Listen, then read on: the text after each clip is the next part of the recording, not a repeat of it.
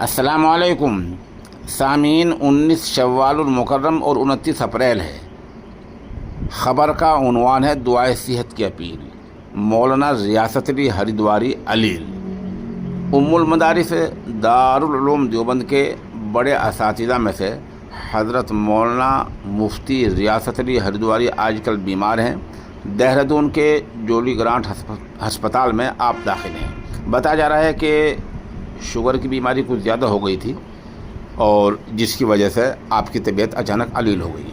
ताहम इस नामनगार ने अभी चंद मिनट पहले उनके खादिम ख़ास मौलाना हिफ्ज़ुर रहमान से बात की है फ़ोन पर। उन्होंने बताया कि माशाल्लाह कल से इफ़ाक़े की तरफ हैं और अब बीमारी बढ़ नहीं रही है। ताहम मौलाना हिफ्ज़ुर रहमान का कहना ये है कि 10-11 बजे जांच होगी, डॉक्टर आएंगे और वो आपकी सेहत को देखेंगे, जांच करेंगे, उसके बाद मज़ीद हालात मालूम हो जाएंगे। इस ख़बर के लिए हम जनाब मौलवी अब्दुल मन्नान बुंटा और मुफ्ती नदीम कासिम मुज़फ़्फ़रनगर के शुक्रगुज़ार हैं और सामीन और नाज़रीन से ख़ास तौर पर हज़रत वाला की दुआ सेहत की अपील करते हैं।